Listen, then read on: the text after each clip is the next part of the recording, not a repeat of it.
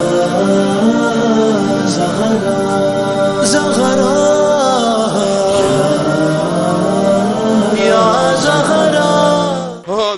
محترم چند میرے امام ہیں جو بڑی غربت کے عالم میں گئے ہیں.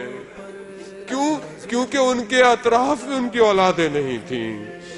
ایک امام موسیٰ بن جعفر ہے، ایک امام رضا ہے، ایک امام تقی ہے. یہ تینوں اس غربت کے عالم میں گئے ہیں کہ اولاد نہیں تھی. خوب کسی نے پوچھا اس وقت امام رضا، مولا آپ کو کیسے پتا چلا آپ کے والد چلے گئے؟ کہا کہ میں موجود تھا باپ کا، باپ نے میرے دامن میں جان دی ہے. کہا آپ مدینہ میں؟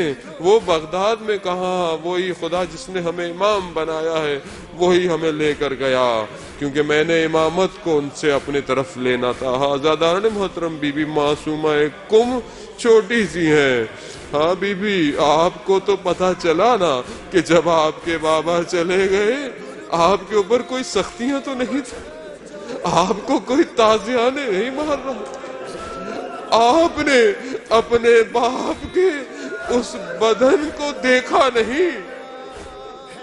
آزاداران محترم میرا مولا قید میں اتنا نحیف ہو گیا تھا. اجرکم اللہ. خود مولا آپ کی حاجتوں کو روا کرے. بی بی معصومہ وسیلہ بنے آج کی رات اپنے باپ کی بارگاہ میں، اور جتنے حاضرین ہیں ان کو خالی ہاتھ یہاں سے نہ جانے دے. میری بی بی معصومہ ہمارے اوپر بڑا آپ کا کرم ہے، آپ کی وجہ ہی سے تو ہم دنیا میں یہ گفتگو کر رہے ہیں. اگر آپ نے ہاتھ نہ رکھا ہوتا تو یہ الفاظ جاری نہیں ہونے تھے. آیت اللہ شہاب براشی کہتے ہیں کہ میں بی بی کی زری کے پاس کم میں گیا، میں نے پکڑ کر بڑا گریہ کیا. میں نے کہا بی بی آپ میرے حالات جانتی ہیں، میرے مالی حالات اتنے تنگ ہیں کہ میں اپنی بیٹی کی شادی نہیں کر سکتا. کہا میں بڑا ناراض ہوتا ہوا واپس آ کر سو گیا. ہاں عزیزان محترم، جو یہ سمجھتے ہیں نا کہ اہل بیت کی ہم پر نگاہ نہیں ہے، دیکھیے آیت اللہ مراشی نجفی کہتے ہیں میں سو گیا. میں نے خواب میں دیکھا کہ دک الباب ہوا، دیکھا حرم کا خادم کھڑا ہوا تھا. کہا کہ بی بی نے بلایا ہے.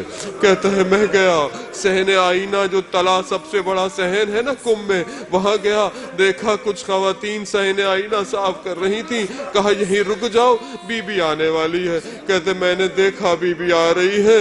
بی بی بالکل اپنی جد ماجدہ سجدہ سیدہ کی طرح کمزور سی تھی، کیونکہ انہوں نے بی بی کو بھی خواب میں دیکھا ہوا تھا. کہتا میں دو زانوں گھٹ گیا، جھک گیا، میں ان کی اولاد میں سے تھا. بی بی نے کہا مجھے شہاب مراشی تم جس دن سے کم آئے ہو اس دن سے ہم نے تم پر نگاہ کی ہوئی ہے. یہ تم نے کیسے کہہ دیا کہ ہم تم سے واقف نہیں ہیں؟ آزاداران محترم ابھی یہ کہنا تھا، شرمندہ ہوئے، آنکھ کھل گئی. روتے روتے بی بی کی زری پہ کہا بی بی مجھے معاف کر دے. ہم بھی کہیں گے بی بی ہمیں معاف کر دے. اپنے والد محترم کی بارگاہ سے ہمیں دعا کرے.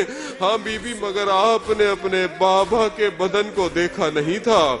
راوی وہ ایک ماننے والا جب وہ پہنچا کہ کہاں میرا امام زندان میں ہے، تو کہا دیکھو اس زندان میں ایک سوراخ ہے، بس یہیں تک تمہیں پہنچا سکتے تھے، آگے ہم بھی نہیں. اس نے دیکھا، آنکھیں پھاڑ پھاڑ کر جب دیکھا تو امام نظر نہیں آئے. کہا امام کہاں ہے؟ کہا دیکھو تمہیں کمرے میں نظر نہیں آ رہا. کہا ایک کپڑا ہے جو زمین پہ بچھا ہوا ہے. کہا یہی تو امام ہے، اتنے کمزور، ہاتھوں میں زنجیر، پاؤں میں بیڑیا. ارے 3 دن تک جنازہ بغداد کے پل پر پڑا رہا. لوگ جب آئے تو ہر کوئی رک گیا، جانور رک گئے تو پتہ چلا ارے یہ رافضوں کا امام ہے. ارے کس غربت میں امام کو دفنایا گیا. آزاداران محترم میں ہاتھ جوڑ کر آپ سے یہ کہوں گا، میرے مولا نے وہ قید برداشت کی مگر بغداد کے اس گھر کو چھوڑ دیا کہ جہاں پر اطراف میں گانے اور ناچ کی آوازیں آتی تھی. میرے مولا نے وہاں اپنے ماننے والے سے یہی کہا تھا کہ کہ تو مجھے واپس اس زندان میں ڈال دے. میرے لیے وہ ضروری ہے کہ خدا کا گناہ نہیں میں سن رہا. اور آج ہم ماننے والوں کو کیا ہو گیا ہے کہ جشن مولا کائنات کا مناتے ہیں, ناچ گانے کرتے ہیں, جشن کہتے ہیں. ارے کس منہ سے وقت کے امام کو منہ دکھائیں گے کہ جشنوں میں آج ہمارے یہاں محفلیں ایسی ہیں کہ جو گناہ ہو رہے ہیں. آزاداران محترم, میرا مولا تنہائی خلوت میں چلا گیا, میرے مولا کو غسل کفن دے دیا گیا, مولا کو دفنا دیا گیا.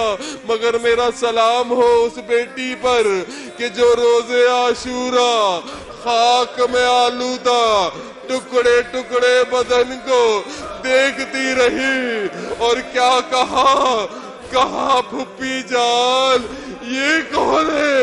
ارے میں قربان جاؤں جس سینے پر میری بیوی سو رہی ہے, اپنے باپ کے بدن کو پہچان نہیں رہی ہے.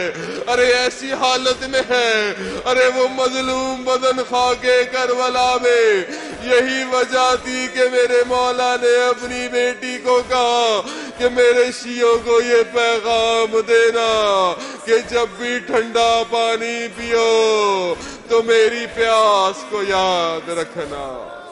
مولا مہدی آ جائیے, مولا مہدی آ جائیے.